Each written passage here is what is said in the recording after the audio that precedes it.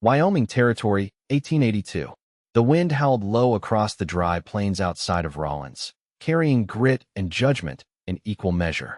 Cassidy Keller tightened the shawl around her shoulders as she stepped from the church steps, her two daughters close behind her. Ruth, age 6, clung to her skirt, while baby Julia whimpered softly in her arms.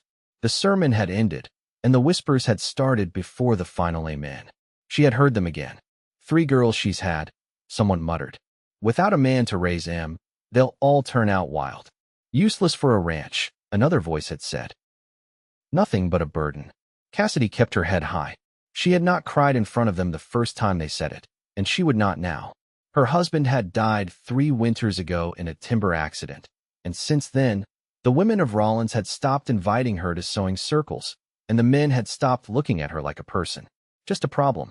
She walked to the wagon, settled Julia in the cradle box, and helped Ruth climb up. I am not a burden, she whispered, mostly to herself. You are not, a voice said from the street. Cassidy turned.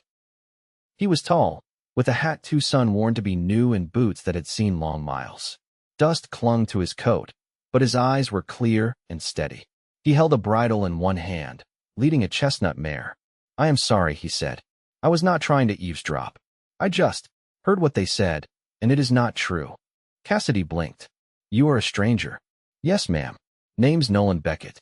I brought in horses for auction, but I do not like the way people talk when they think no one is listening. She studied him. He had the sort of voice that made you want to listen, calm and low and sure. Ruth peeked from the wagon and whispered, Mama, is he a cowboy? Cassidy gave a short nod. Seems like it. Nolan tipped his hat toward Ruth. That I am. And I reckon I have not seen a braver one today than your mama, young lady. Cassidy felt her throat tighten. No one had said she was brave before. Not once. She cleared her throat. I should go?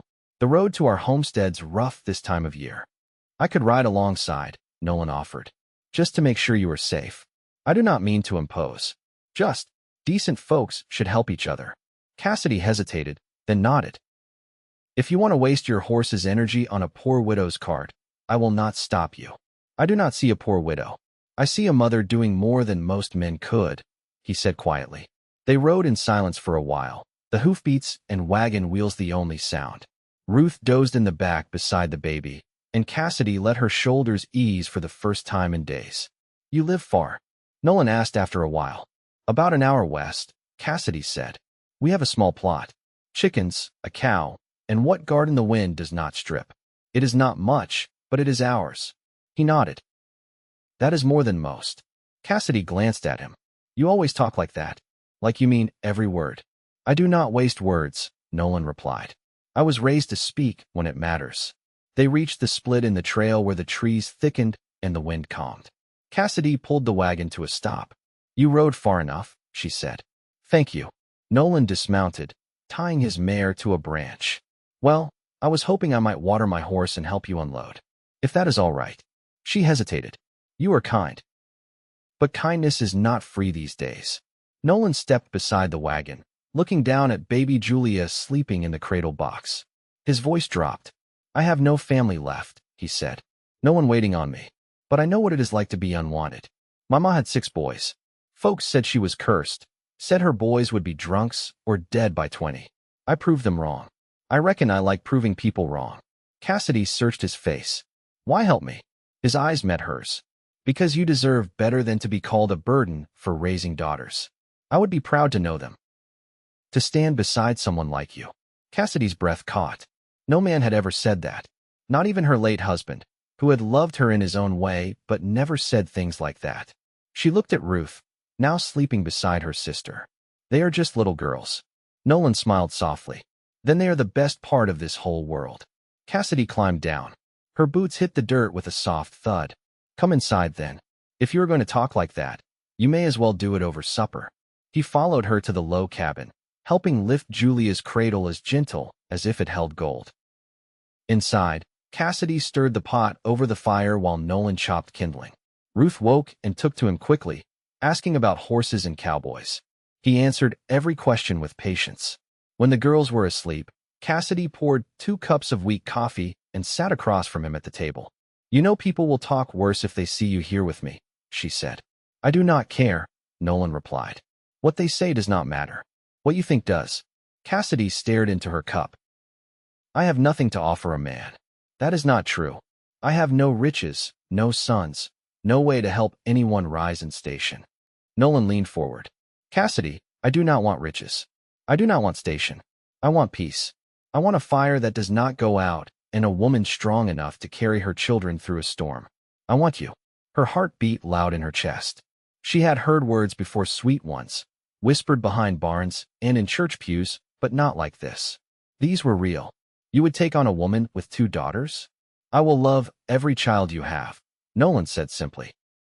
Cassidy stood, unsure what to do with the shake in her hands. Nolan rose too, stepping closer but not touching her. He waited.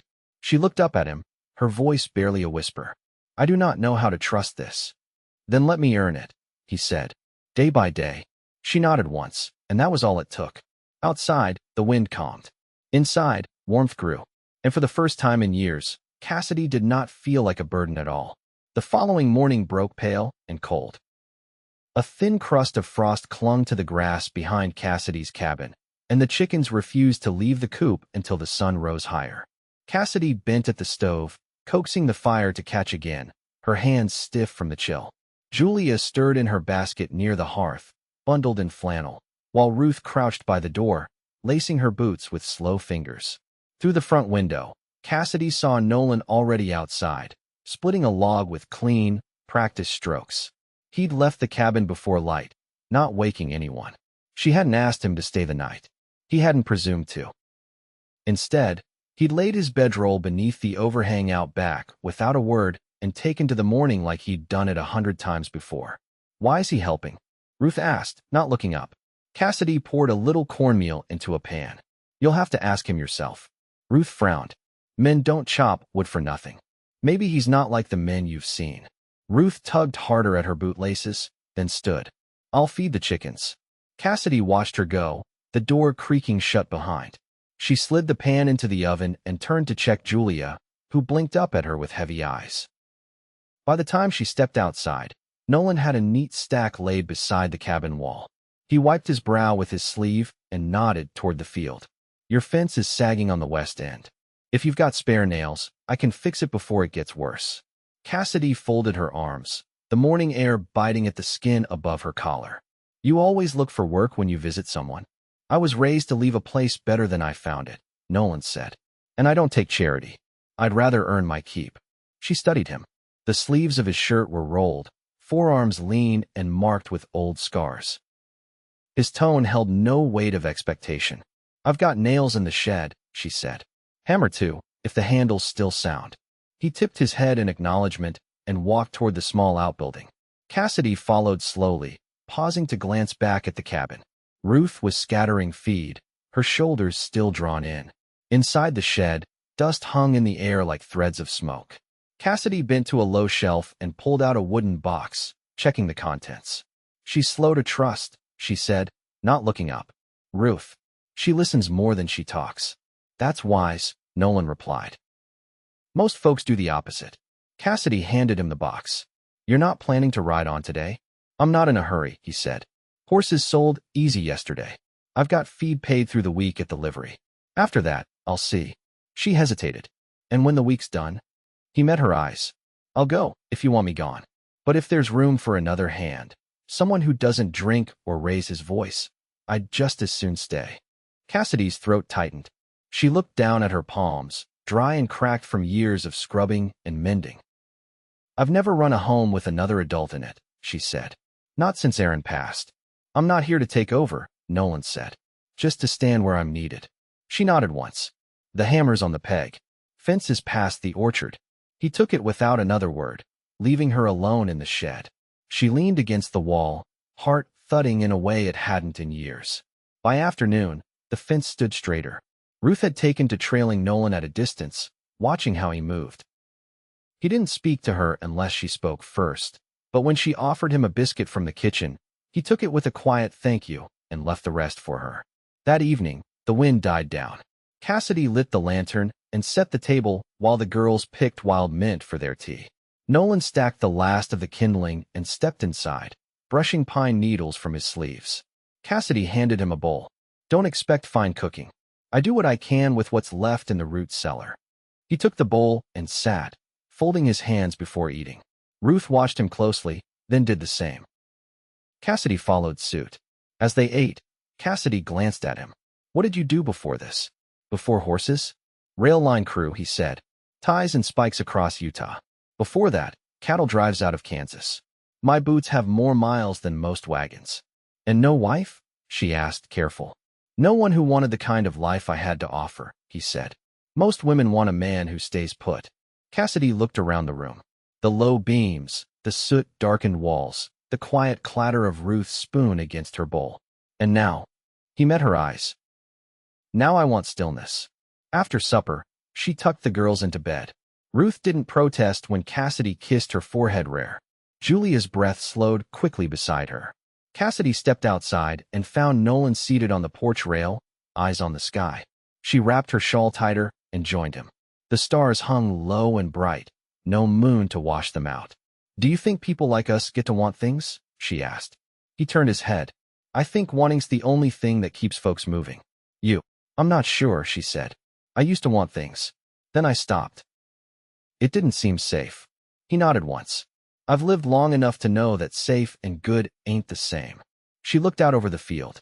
The fence line held, straight and strong. I'm not ready to promise anything, she said. I haven't asked you to, Nolan replied. But I want to see what happens if you stay. He didn't respond right away.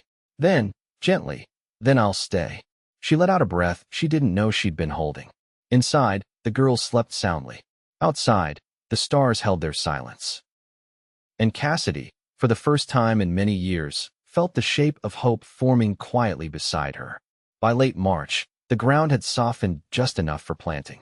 Cassidy knelt in the garden plot with her skirts hitched over her knees, pushing onion sets into the loam. The thaw had been slow this year, and the soil still held the chill of long nights. But for the first time in memory, the labor didn't weigh so heavily on her back. Nolan worked down near the riverbed, mending the old sluice box she'd inherited from her father's cousin. He hadn't asked for direction that morning, just took one look at the warped boards and said it wouldn't hold another season. Cassidy had nodded and handed him the rusted nails without a word. There were no terms between them, nothing spoken outright, but his presence felt settled now, like a well-fitted saddle. Ruth sat cross-legged in the grass nearby, whittling a dry twig with a dull knife. She hadn't spoken much over breakfast, but she'd started watching Nolan with a different sort of quiet, less guarded, more thoughtful. Julia dozed in her sling across Cassidy's chest, heavy and warm. You ever think about putting in corn? Nolan asked, walking up with a handful of wild mint in one hand. The slope's right for it, and the soil's near black down by the bottom fence. Cassidy brushed soil from her fingers. I tried once. The crows took it. I didn't have time to cover the rows. I can string up a scare post tomorrow. You've got cloth scraps. In the trunk by the bed. Some are worn through. They'll flap just the same. Cassidy stood and shifted Julia's weight. You don't talk just to fill silence, do you? No, ma'am. You always this steady? I've had years to learn how not to tip my own card. Cassidy looked at the lines around his eyes, the way he didn't fidget or watch the horizon like he was looking for a reason to ride off. You've got a past, don't you? She asked. He nodded once. Everyone does. Yours ever come back looking for you? He met her gaze. Not in a long time. And if it did, I'd face it. I don't leave things unfinished. She turned toward the cabin. I'll heat the rest of the stew. You can wash at the pump. By the time dusk fell, the scent of dried sage and ironwood smoke hung in the air. Cassidy stirred the pot with one hand, while Julia nursed in the crook of her arm. Ruth set the table, glancing once toward Nolan, who had just returned from the barn with straw in his hair.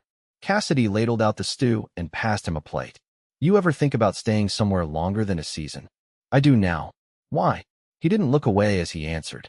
Because when I wake up here, I don't feel like I'm passing through.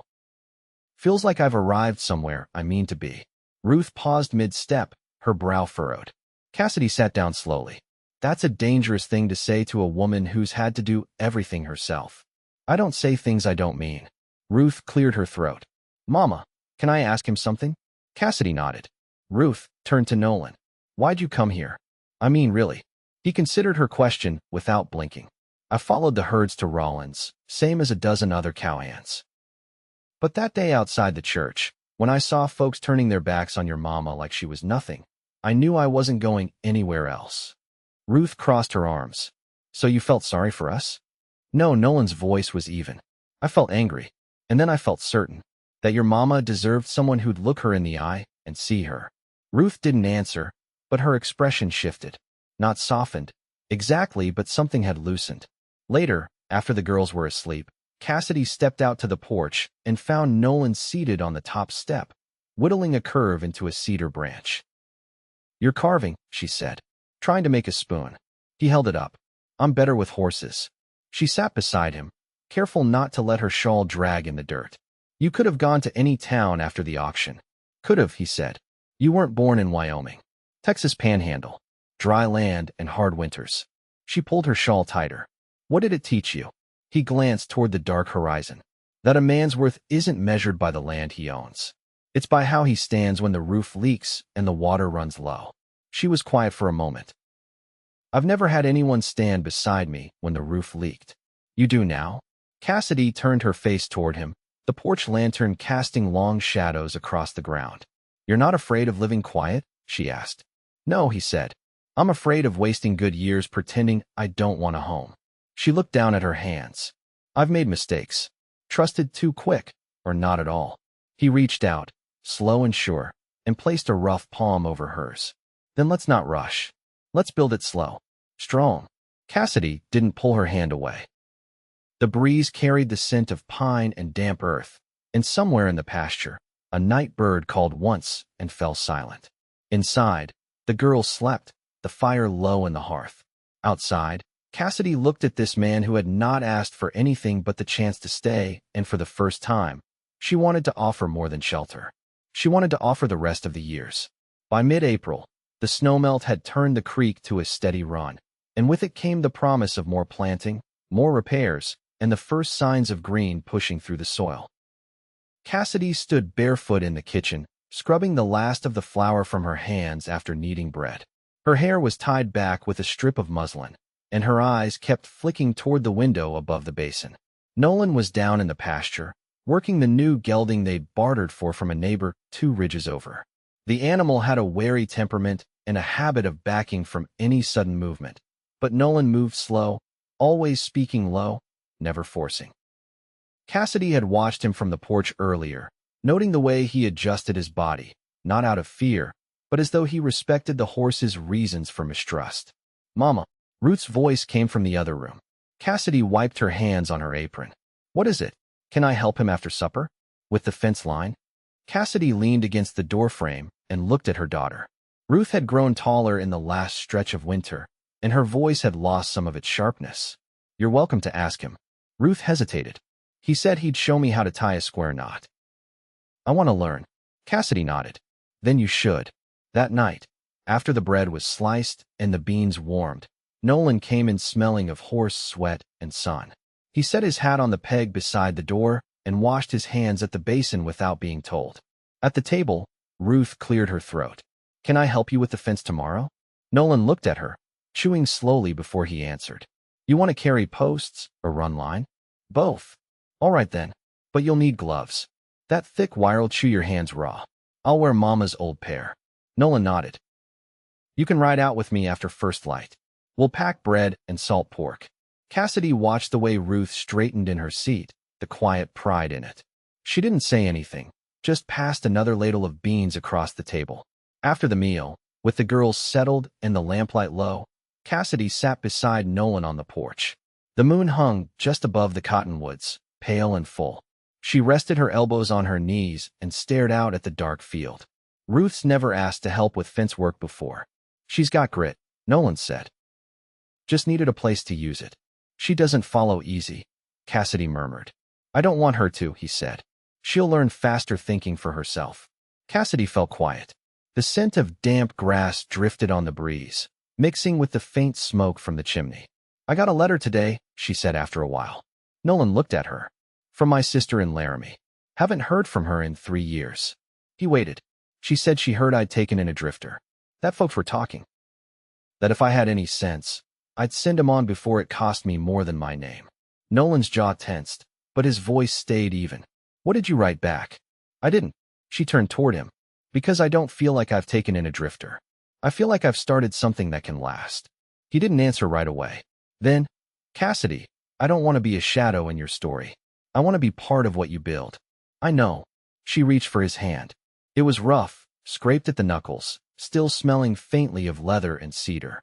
He didn't move, just let her fingers rest against his. I've been alone so long. I forgot what it felt like to have someone see the same morning I do. To share the weight of it. You're not alone anymore. He said it simply, without fanfare. Cassidy turned her face toward him in the hush. Do you still want to stay? Nolan shifted, facing her. I want to marry you, Cassidy. Not out of duty. Not for shelter or land. Because I've never known a woman who could bear so much and still keep her spine straight and her heart open. Her breath caught. I know it won't be easy, he went on. There'll be droughts and harsh winters and days where we forget how to speak kindly. But I'll be there. Every morning. Every night. With you and your girls. Cassidy looked into his eyes, and for the first time, the fear that had followed her since Aaron's death eased. Not vanished, but eased, like a wound finally scabbed over. We'll need to tell the girls, she said. We will. And I'll need time to sew a dress. I'll wait as long as you want. She leaned into him, resting her head against his shoulder. The porch boards creaked beneath them, but the night held still. For the first time in her life, Cassidy Keller felt something more than survival. She felt chosen, and she chose him in return. The wedding was held beneath the cottonwoods at the edge of the pasture, where the creek ran narrow and clear. Cassidy stood in a simple dress sewn from muslin she'd dyed with walnut hulls, the hem brushing her boots. Ruth held Julia on her hip, both girls in calico aprons with fresh lace stitched at the collar. Nolan wore a clean shirt that Cassidy had pressed herself, his hair combed flat, his boots polished as best they could be. There were no guests, just the preacher from Rollins who rode out with a winter-bitten Bible and a cup of coffee Cassidy had brewed over the fire that morning. He didn't linger after, said his blessing in a voice that carried over the wind, and tipped his hat before riding back east. Nolan slipped a plain brass ring onto her finger, and Cassidy took his hand with a steadiness that came from knowing exactly what kind of man stood beside her. They didn't speak much that day. Words would have only cluttered what hung between them in silence, that quiet knowing, the ease of work done side by side, the comfort of a future shaped not by chance but by choice. That night, after the girls were asleep and the fire burned low, Cassidy sat at the table, her feet tucked beneath her, watching Nolan carve a new handle for the water bucket. The old one had cracked that morning, and he didn't believe in leaving things half-fixed. Did you ever think your life would look like this? She asked. He turned the blade slow, careful. I didn't think past the next trail for a long time. And now, he set the knife down and ran his thumb along the curve he'd shaped. Now I think about where to plant beans. Whether Ruth should learn to ride this spring or next. If Julie is going to keep waking at dawn, or if we'll get lucky and she'll sleep through come summer. Cassidy rested her chin on her hand. That sounds like something a husband says. He looked at her then, not smiling, but warm. That's what I am. In the weeks that followed, the land began to soften in earnest. The fence line held, and wildflowers crept up along the rocks near the creek. Ruth took to riding the old mare, and Nolan walked beside her on foot, teaching her how to guide with her knees, how to read the twitch of an ear or the shift of weight beneath saddle. Cassidy watched from across the yard one morning as Ruth reached down to open the gate on horseback, her brow furrowed in concentration. Nolan didn't move to help, just waited until she'd done it herself. She's never had that kind of patience from a man, Cassidy said. He didn't turn. She doesn't need anyone to do things for her. Just someone who believes she can. Cassidy leaned into his side. She's got that now. That night, with the girls asleep and the breeze rustling the shutters, Nolan brought out the ledger he'd started keeping. He spread it across the table and tapped the corner of a page. I've been thinking about trading for a second milk cow. There's a man down in Saratoga with a Jersey he can't keep fed. Says she's near dry, but I've seen her, she's just underfed. We could fatten her up, double our cream. Cassidy traced the figures with her fingertip. We'll need more feed hay. Already talked to the man with the baler over in Carbon. He'll trade for 2 bridles and a month's worth of fencing labor. She looked at him, her voice soft.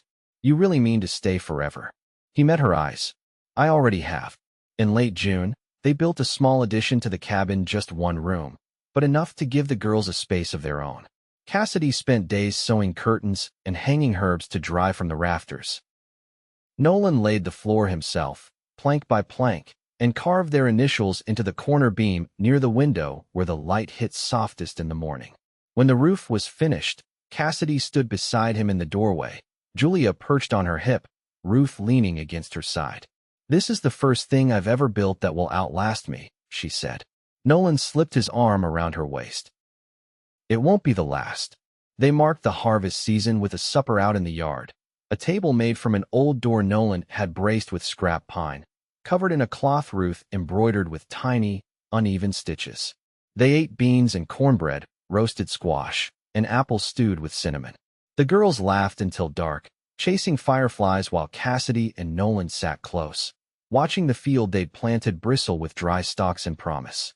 Later that night, when the dishes were stacked and the girls tucked in, Nolan pulled Cassidy to the edge of the porch.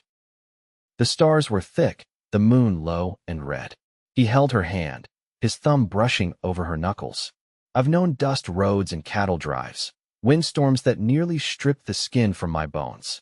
But nothing's ever felt like this. Cassidy leaned into him. Like what? Like home. She rested her head against his chest, listening to the steady beat beneath his shirt. You are mine, she said quietly. He kissed the top of her head. And you are mine. Years passed. The girls grew tall and strong. Ruth rode out alone by the time she was 12, and Julia followed her everywhere, her braid always coming loose by noon. Nolan taught them both how to track a storm by scent, how to mend a broken strap with sinew, how to stand their ground when the world leaned hard. Cassidy kept the household with a calm she'd earned. She taught her daughters to sew, to cook, to read the land like language. She and Nolan never once raised their voices. They didn't need to. They built their life with quiet hands, steady work, and a love that didn't shout but never faltered. And in every corner of that cabin, in the worn wood of the table, in the groove carved into the porch rail where Cassidy rested her elbow each morning, in the patch of earth where wild mint grew thick and green, there lived the shape of a life made whole. They never left. They never had to. And when the wind came down off the mountains, it found a home there too.